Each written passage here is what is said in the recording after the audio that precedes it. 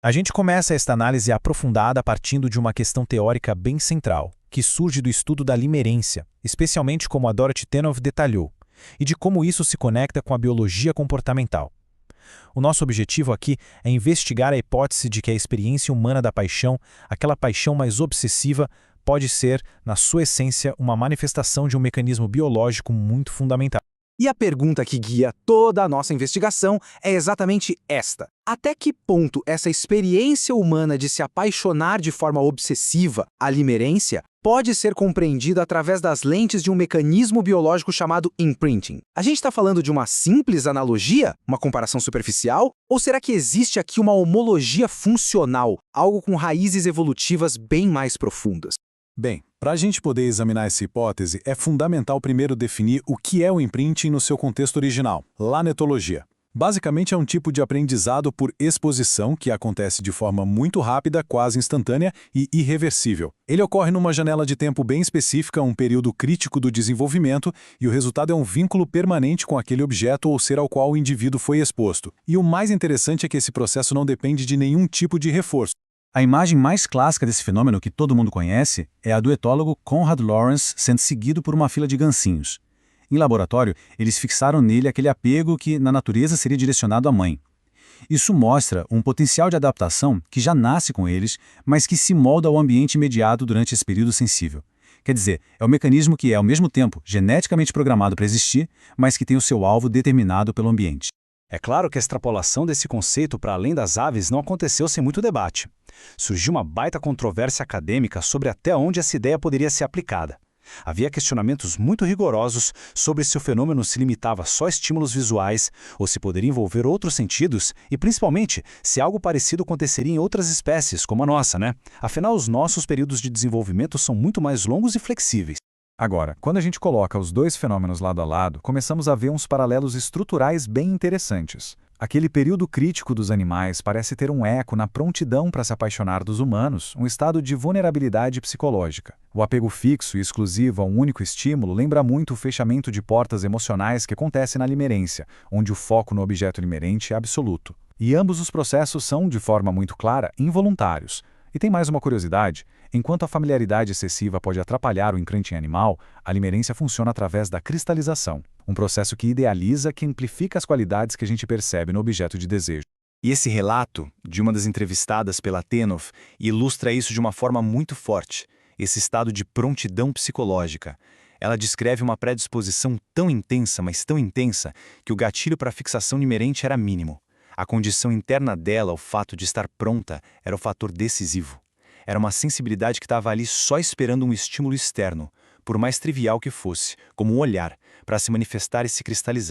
A partir desse entendimento do imprinting como um mecanismo de fixação, de atração, a nossa análise se aprofunda agora numa outra dimensão que é complementar e igualmente crucial: o imprinting negativo, que em vez de gerar atração, ele estabelece uma aversão duradoura e programada, funcionando como um mecanismo de exclusão. E um argumento de peso para a existência desse imprinting negativo em humanos, ou seja, uma aversão sexual programada pela familiaridade na infância, vem do trabalho pioneiro de Yonina Talmon. A pesquisa dela sobre escolha de parceiros nos kibbutzim de Israel funciona como um verdadeiro laboratório natural para testar essa hipótese. O resultado dessa pesquisa é estatisticamente absoluto, inequívoco, é um achado raríssimo nas ciências sociais. Numa análise super detalhada de 2.769 casamentos entre membros da segunda geração dos kibbutzim, o número de uniões entre pessoas que foram criadas juntas de forma contínua durante os primeiros 5 anos de vida foi exatamente 0. Uma ausência total que simplesmente desafia o acaso. Consequentemente, a interpretação mais direta desses dados sugere que essa convivência e intimidade na primeira infância imprimiram uma marca que não se apaga, um mecanismo que inibe a atração. Essa marca funcionou como uma barreira psicológica muito forte, que impediu o desenvolvimento da paixão obsessiva entre esses pares mais tarde, mesmo sem existir um tabu cultural claro contra essas uniões. Então, diante de um mecanismo tão poderoso, com consequências tão definitivas para o nosso comportamento reprodutivo, a pergunta que fica é: qual é a finalidade adaptativa disso? Qual seria a vantagem, do ponto de vista da seleção natural, de ter uma programação biológica que gera aversão sexual em vez de atração? A resposta está numa das pressões seletivas mais fundamentais da evolução, a prevenção do incesto. Esse imprint negativo, que também é conhecido como efeito Westermarck, atua como uma barreira comportamental muito robusta contra a endogamia. Ele evita a depressão por consanguinidade e a fragilidade genética que vem do acasalamento entre parentes próximos, e com isso maximiza as chances de sobrevivência da prole. E esse elemento, a aversão programada ao que é familiar, leva a nossa análise para um escopo um pouco mais amplo, para a gente considerar o papel de forças biológicas mais profundas na arquitetura da seleção de parceiros humanos, principalmente essa tensão entre se relacionar com quem é de perto e com quem é de longe. A ausência ou a supressão desse mecanismo de aversão pode ter consequências biológicas bem graves. A própria história de algumas linhagens da realeza europeia, cujos casamentos eram guiados mais por interesses de poder e propriedade, serve como um exemplo histórico trágico da depressão por consanguinidade, com o acúmulo de genes problemáticos e a fragilidade genética que resulta dessa endogamia sistemática. E desse fenômeno todo decorre um paradoxo funcional. A natureza aparentemente aleatória, quase arbitrária da paixão obsessiva, que pode se fixar em pessoas geneticamente distantes de fora do nosso círculo social imediato, na verdade cumpre uma função evolutiva crucial para a população como um todo. Ela promove a exogamia, o acasalamento fora do grupo. E isso, no final das contas, aumenta o fluxo de genes, a diversidade e a força genética da população. Não dá para negar que a forma como a paixão é vista, valorizada e aceita varia enormemente de cultura para cultura. No entanto, a descoberta nos kibbutzim, um fenômeno observado num ambiente muito específico, mas com implicações universais, dá um suporte empírico muito forte para a tese de que, por baixo de todas essas camadas de influência cultural, existe um substrato biológico fundamental, um mecanismo pão-humano que molda a nossa seleção de parceiros.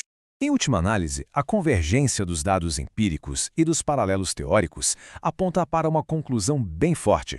A experiência da paixão obsessiva, a limerência, parece ser governada por forças biológicas que operam muito além do nosso controle social e da nossa vontade consciente. É como um imperativo biológico que serve aos interesses da espécie, muitas vezes em detrimento da tranquilidade de cada um de nós. A questão de por que a atração física pode ser tão avassaladora nos conduz diretamente ao conceito de limerência. Nessa análise, aprofundamos nesse estado, nessa conexão complexa com a percepção da beleza, que se revela um pilar fundamental no comportamento humano. O ponto de partida é sempre uma experiência profundamente pessoal. No estado de limerência, emerge uma autoconsciência intensa. Uma ansiedade que se concentra quase que exclusivamente em como o objeto de desejo nos percebe. E essa ansiedade não permanece contida na mente, ela se manifesta de forma visível no corpo. A postura é alterada, há uma tentativa de esconder o que se considera imperfeições e até mesmo a realização de gestos nervosos, tudo no esforço para desviar a atenção do que se percebe como falhas. Neste primeiro momento da análise, portanto, é crucial entender como essa preocupação com a própria aparência se torna o verdadeiro núcleo da experiência limerente. É um fenômeno que realmente exige uma investigação mais aprofundada. Mas qual seria a razão para tamanha preocupação? Para o indivíduo ou em estado de limerência, a esperança de reciprocidade se torna o objetivo primordial, ofuscando todas as outras facetas da existência. É uma busca que parece justificar qualquer investimento para aumentar as chances de sucesso. A partir dessa experiência pessoal tão intensa, a análise se desloca para o que as pesquisas documentam. A ciência, de fato, tem muito a revelar sobre o poder da atratividade física em nossas dinâmicas sociais. E a validação acadêmica é inequívoca. Conforme postula o psicólogo Vernon Grant, as qualidades estéticas não são meramente superficiais, são componentes fundamentais para o despertar da emoção amorosa. E esta não é uma conclusão isolada. Estudo após estudo demonstra o mesmo padrão. A atratividade confere uma vantagem significativa, tanto em contextos românticos quanto sociais. De fato, a aparência importa.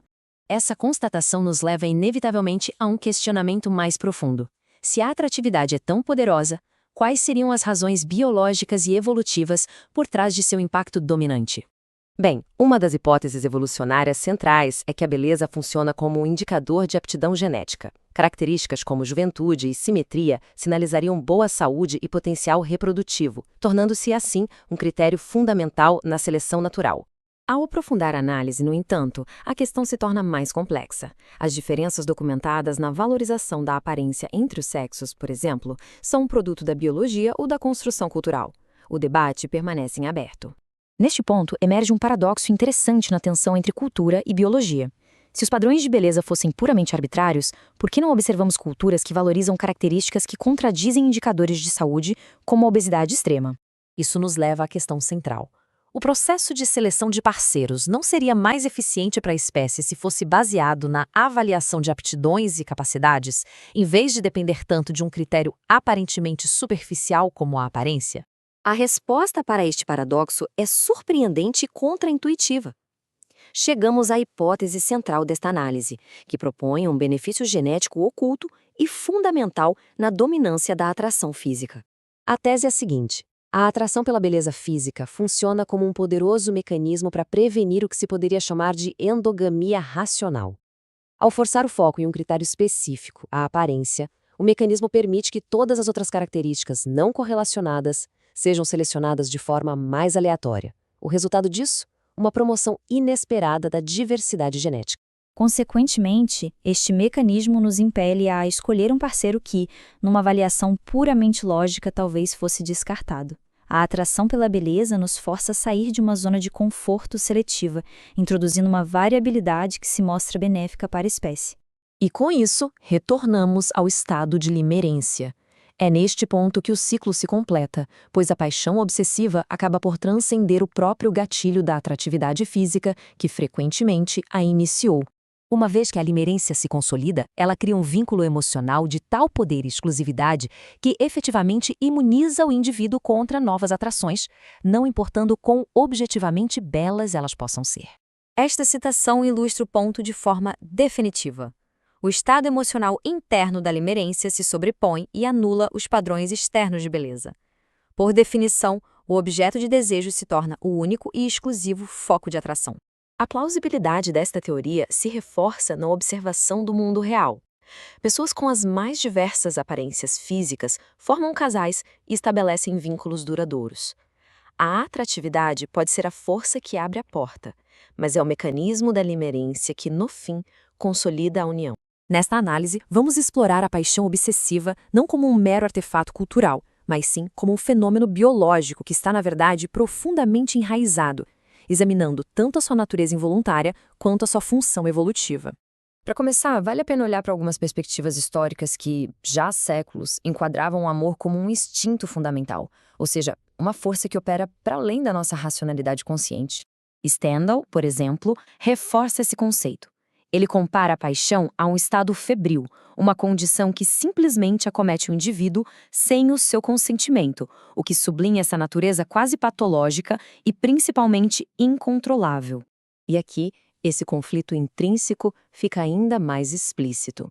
Essa luta entre a inteligência consciente e o impulso básico do amor. Norwalsh o caracteriza como uma força realmente disruptiva, algo que desafia a nossa própria agência pessoal. E veja, mesmo numa perspectiva antropológica bem mais moderna, esse padrão se confirma. O ato de se apaixonar é apresentado não como uma decisão deliberada, mas sim como um evento acidental, fortuito. O que todos esses relatos em conjunto nos mostram, então? Eles apontam para uma característica central da paixão obsessiva, a sua involuntariedade. Isso sugere que suas origens estão em um nível muito mais profundo do que o simples condicionamento cultural ou a escolha individual, desafiando a visão tradicional do comportamento humano. E esse questionamento nos leva diretamente a um conflito teórico fundamental. De um lado, a visão do ser humano como uma tábula rasa, alguém moldado unicamente pela experiência, e do outro, a evidência cada vez maior de reações inatas, principalmente em comportamentos que são essenciais para a reprodução. O ponto crucial aqui é o seguinte: se o comportamento fosse unicamente aprendido, a complexidade e principalmente a uniformidade dos repertórios emocionais que a gente observa em culturas tão diversas seriam muito difíceis de explicar. Essa universalidade sugere, portanto, uma base biológica inata. Consequentemente, para compreender de fato esse fenômeno, se torna necessário recorrer a disciplinas que fazem essa ponte entre a psicologia e a biologia, reformulando toda a investigação a partir de uma nova perspectiva. É exatamente aqui que entra a sociobiologia. Ela oferece este prisma, postulando que o comportamento social, incluindo o humano, não é arbitrário. Ele é, na verdade, um produto da seleção natural e possui uma base genética que evoluiu lado a lado com as nossas características físicas. De forma paralela, a etologia também nos permite analisar padrões comportamentais como o acasalamento e a formação de vínculos, sempre buscando a sua função adaptativa no contexto da sobrevivência da espécie. E essa é uma lente que tem se mostrado cada vez mais útil para entender os processos humanos. Para aplicar essa lente de forma rigorosa, é crucial fazer uma distinção fundamental: a distinção entre o mecanismo imediato de um comportamento e a sua função evolutiva subjacente. É um conceito que separa o que chamamos de causas próximas das causas últimas. Para entender isso na prática, a análise do enjoo de movimento, proposta pelo psicólogo Michel Treisman, serve como uma analogia perfeita. Ele investigou um traço que, à primeira vista, aliás, é puramente disfuncional. O que Treisman argumentou foi o seguinte: o enjoo de movimento não é em si uma adaptação.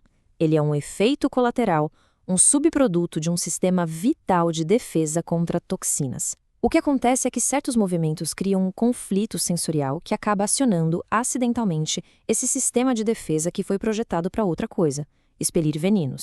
Esse exemplo ilustra a distinção com a clareza impressionante. A causa próxima é o mecanismo imediato, ali na hora, o vômito. Já a causa última, que é a razão pela qual o gene para esse mecanismo continua existindo, é a vantagem evolutiva fundamental: sobreviver à intoxicação. Ok, tendo isso em mente, podemos voltar à nossa questão central. Se a paixão obsessiva é a causa próxima, qual seria então a sua causa última? Para qual propósito evolutivo esse estado, que parece tão irracional, serve como mecanismo? Bem, apesar de todas as desvantagens aparentes, como o desvio de foco de outras obrigações, a paixão obsessiva direciona os indivíduos de forma muito consistente para a formação de um vínculo comprometido. E este vínculo é o alicerce para o acasalamento e, o que é crucial, para a criação da prole. E tem mais um detalhe interessante. A duração média desse estado intenso, de aproximadamente 2 anos, não parece ser nem um pouco arbitrário. Esse período específico aponta para uma função biológica bem precisa, muito alinhada com os ciclos reprodutivos humanos. Este lapso de tempo corresponde de forma bem precisa ao período crítico para a sobrevivência da prole. Isso sugere que a paixão funciona como um tipo de mecanismo biológico para garantir o cuidado biparental durante a fase mais vulnerável da vida de uma criança. E esse padrão de formação de vínculos para fins reprodutivos não é, de forma alguma, exclusivo dos humanos. A análise de outras espécies revela a raiz biológica profunda desse comportamento, mostrando que a formação de pares monogâmicos é um imperativo em diversos contextos. Vamos considerar, por exemplo, o comportamento do chapim de bigode, uma ave europeia. Essa espécie é um exemplo de monogamia permanente e extremamente próxima, o que fornece um paralelo notável para o vínculo humano. A descrição que Wickler faz da reação de uma dessas aves à perda do parceiro, ela ecoa a mesma angústia que a gente observa em seres humanos. Isso sugere, no fim das contas, que o mecanismo de vínculo não é uma construção cultural, mas sim uma força biológica fundamental que transcende as espécies e serve a um propósito evolutivo primordial. Ao iniciarmos a análise da limerência, essa forma de paixão que pode chegar à obsessão, somos compelidos a reexaminar a dinâmica dos relacionamentos. O que se observa é que nem todos são suscetíveis a este estado e, mais interessante ainda, muitos que o conhecem passam a evitá-lo ativamente. Este fato, por si só, já nos obriga a ajustar nossa perspectiva sobre as interações humanas. E essa questão se torna, de fato, o epicentro da análise. Qual é a consequência quando um indivíduo, já inserido em um relacionamento estabelecido, se vê consumido por uma paixão avassaladora por um terceiro? A crise que se instala é de uma complexidade imensa, abalando não apenas o vínculo do casal, mas todas as estruturas e promessas construídas ao longo do tempo. Para aprofundar a compreensão do fenômeno, o ponto de partida deve ser a reação individual. O primeiro passo, e talvez o mais crítico, é o reconhecimento. O indivíduo em estado limerante precisa confrontar a realidade de sua própria condição e, de forma crucial, a verdadeira natureza da pessoa que é objeto do seu desejo. Esse momento de clareza funciona como um ponto de virada fundamental. Nesse exato momento, a pessoa se dá conta de que o objeto de seu desejo talvez não compartilhe do mesmo estado.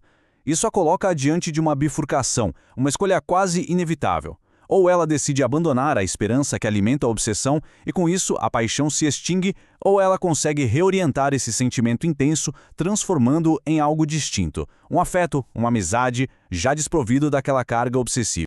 E aqui reside um ponto absolutamente crucial. Entender a limerência como um processo que, a partir de um certo estágio, se torna involuntário. O indivíduo perde o controle consciente. Esta é a chave para compreender seu impacto devastador nos relacionamentos. A questão deixa de ser uma falha moral ou uma culpa individual e passa a ser a análise de um fenômeno psicológico complexo. Transcendendo, então, a esfera da experiência individual, a análise se desloca para a crise interpessoal que a limerência instaura. O foco se expande para a díade, para o casal, examinando como essa paixão externa pode fraturar um relacionamento pré-existente e quais são os mecanismos de defesa e enfrentamento que emergem dessa ruptura. Para o parceiro que não está em estado limerente, a reação inicial é, compreensivelmente, de dor profunda. No entanto, um ponto de virada analítico ocorre quando se compreende que a paixão do outro não foi uma escolha deliberada, mas sim um estado que se impôs. Essa compreensão muda a dinâmica, abrindo espaço para uma abordagem com mais compaixão e talvez menos centrada na culpa. Sob essa ótica, torna-se imperativo distinguir os tipos de compromisso. As promessas feitas no auge da paixão limerente, por mais que sejam sinceras no momento, são inerentemente voláteis. Elas contrastam diretamente com os compromissos reais de uma vida compartilhada, como a responsabilidade mútua na criação de filhos ou a interdependência financeira. Esses compromissos objetivos não se desvanecem quando os sentimentos mudam. E aqui nos deparamos com um paradoxo interessante. O momento em que o parceiro não limerente perde completamente a esperança, quando percebe que a mente do outro está de fato irrevogavelmente fechada e focada em outra direção, é ironicamente o que pode libertá-lo. Sem a esperança de reciprocidade, sua própria paixão reativa tende a se extinguir e só a partir daí o processo de reconstrução pessoal pode de fato começar. Ao analisar por este viés, o debate transcende a paixão e adentra o campo dos compromissos formais. A discussão então se volta para as estruturas sociais e legais que governam os relacionamentos, como o casamento. Uma compreensão aprofundada da limerência nos força a questionar criticamente se essas estruturas ainda são adequadas. Portanto, uma visão mais informada sobre a limerência sugere que as separações poderiam ser geridas de forma mais pragmática. O objetivo não é eliminar o sofrimento, que é inevitável, mas sim mitigar os danos colaterais. Isso implica em distinguir claramente o fim do vínculo amoroso da dissolução de outras responsabilidades que permanecem, como a coparentalidade. É nesse ponto que as leis vigentes de casamento e divórcio, muitas vezes fundamentadas em noções arcaicas de propriedade e em estruturas patriarcais, se mostram insuficientes. Elas simplesmente não foram concebidas para acomodar a complexidade da psique humana, especialmente um fenômeno involuntário como a limerência. O resultado, frequentemente, é um agravamento do sofrimento para todos os envolvidos. É a partir dessa crítica que surgem propostas para novos arranjos contratuais. Um exemplo notável é a chamada coparentalidade juridicamente vinculativo. Seria um acordo legal focado exclusivamente na criação dos filhos, totalmente desvinculado do contrato de casamento. Este acordo, por sua natureza, não poderia ser dissolvido por um divórcio, assegurando a estabilidade para as crianças, a despeito das flutuações da vida amorosa dos pais. Paralelamente a essa discussão sobre estruturas sociais, emerge a questão da agência individual. Afinal, é possível evitar a limerência? Para aqueles que já vivenciaram essa experiência e desejam não repeti-la, a resposta parece estar na prevenção voluntária. Essa se torna uma estratégia consciente, um ato deliberado de autoproteção. A análise de Stendhal, aliás, corrobora o que a experiência empírica demonstra. Uma vez que o estado limerente se instala de fato, o controle emocional é cedido. Tudo passa a depender das ações e reações da outra pessoa. Sendo assim, a única via de ação verdadeiramente eficaz para quem deseja evitar esse estado é a interrupção do processo em seus estágios mais incipientes. O relato de Doris é um exemplo poderoso que ilustra essa convicção. Em retrospecto, ela consegue identificar com clareza o ponto em que uma ação decisiva de sua parte poderia ter evitado anos de angústia. A intervenção precoce, portanto, é a chave. A estratégia mais comum entre aqueles que se autodenominam não limerentes voluntários é, de fato, bastante drástica. A tática de fugir como o diabo. Isso consiste em um corte imediato, total e inflexível de todo e qualquer contato com a pessoa que começa a despertar um interesse mais intenso. Sem o combustível da interação, a limerência não consegue se desenvolver. O depoimento de Carol reforça que isso não é uma regra teórica, mas uma resposta pragmática a uma dor real e memorizada. A motivação para essa prevenção tão radical é explícita: o desejo de nunca mais reviver a perda de autonomia e o sofrimento que a limerência acarreta. Contudo, ao examinar mais detidamente, surge outro paradoxo. Um aspecto central da própria limerência é o desejo de continuar sentindo-a. Isso torna a prevenção praticamente impossível para alguém que já está imerso no processo. A capacidade de rejeitar a limerência como um objetivo pessoal parece ser uma faculdade que só emerge após a recuperação completa do estado anterior.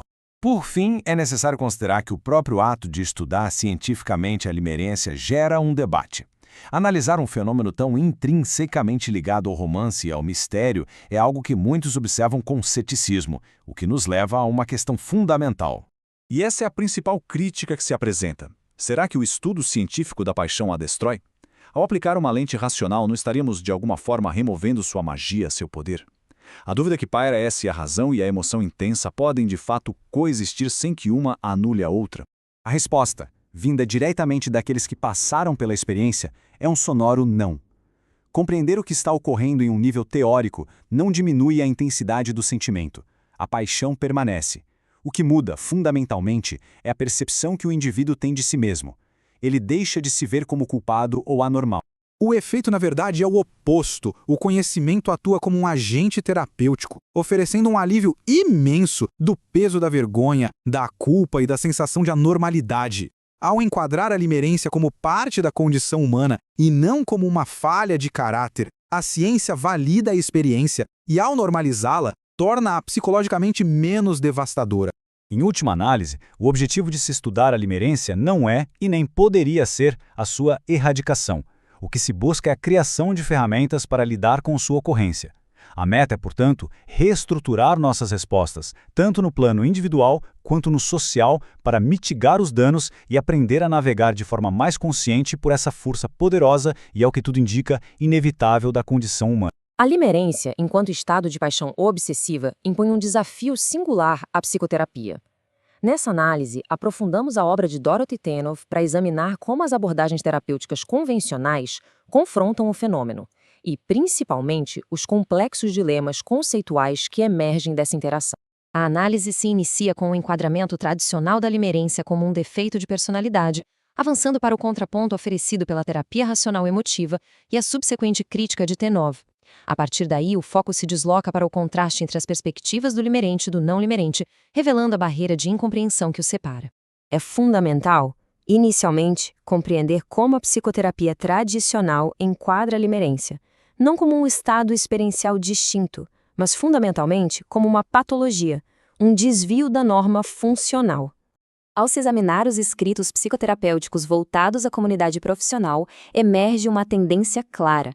As manifestações que Tennov conceitua como limerência são sistematicamente interpretadas como sintomas de uma falha estrutural na personalidade e não como um estado com dinâmica própria. A linguagem empregada para descrever esta condição é particularmente reveladora. O uso de termos como vício, dependência mórbida e obsessão neurótica localiza a causa do sofrimento inteiramente na constituição do indivíduo, desconsiderando a natureza específica da experiência limerente em si. Neste contexto, a obra do psicólogo Albert Ellis representa uma contraposição significativa ao propor um confronto direto e lógico com a paixão obsessiva, tratando-a como um erro cognitivo.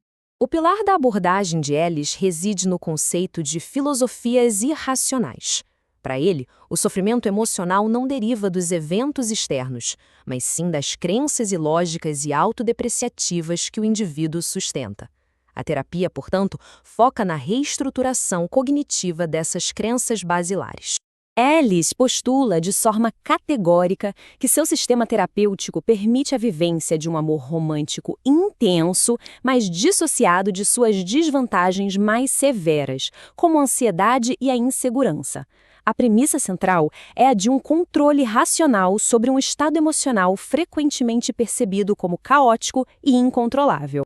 Consequentemente, o mecanismo terapêutico não se concentra na rejeição em si, mas na interpretação que o indivíduo faz dela.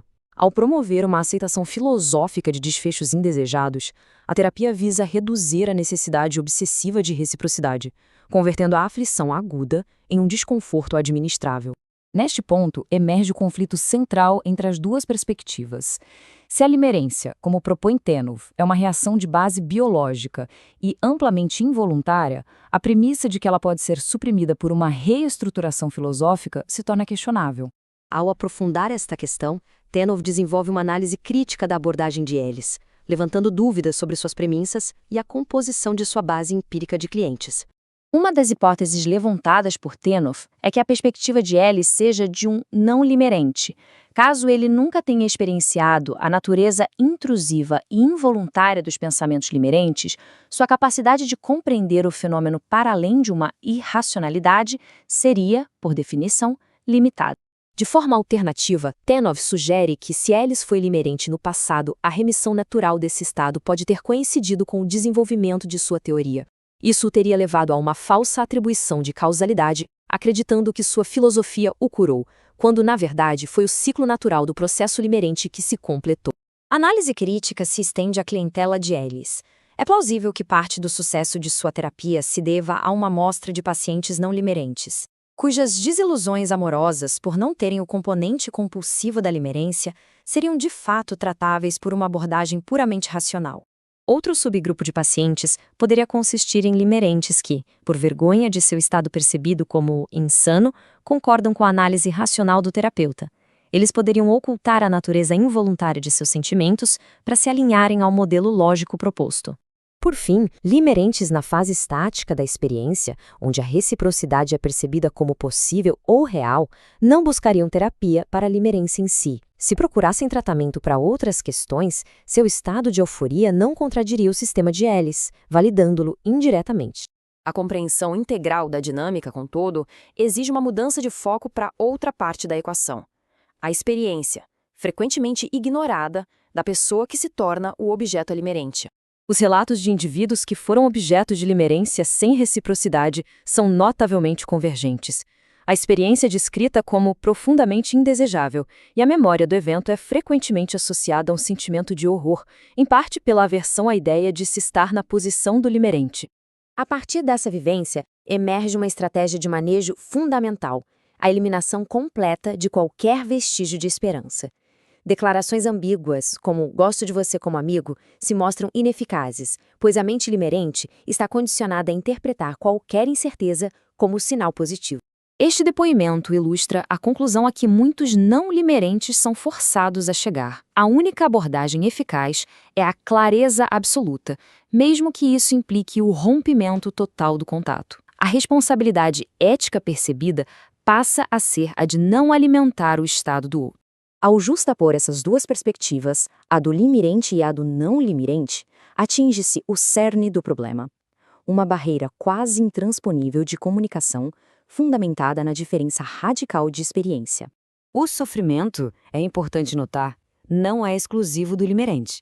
Esse relato demonstra a dor genuína do não limerente ao ser forçado a encerrar uma amizade valiosa, devido à impossibilidade de corresponder a um estado emocional que não pode ser gerado voluntariamente. Em contrapartida, a reação de um limerente a um relato como o anterior expõe a incomensurabilidade das duas dores. Para o indivíduo em limerência, o sofrimento é de uma natureza distinta, definida por sua inescapabilidade e pela ausência de controle sobre os próprios pensamentos, uma dimensão que o não limerente não consegue apreender. Consequentemente, cristalizam-se percepções mutuamente negativas e distorcidas. O limerente tende a ver o não limerente como frio e explorador, enquanto o não limerente percebe o limerente como irracional e egocêntrico. Ambas as visões são o resultado direto de um mal-entendido fundamental sobre os estados internos de cada. Isso nos leva a uma consideração final. Se o conflito se origina de uma incompreensão mútua sobre estados experienciais qualitativamente distintos, a lógica por si só se mostra insuficiente. A análise de Tenoff sugere que a superação dessa barreira requer um reconhecimento profundo da natureza singular da experiência do outro, um desafio que transcende o simples argumento racional.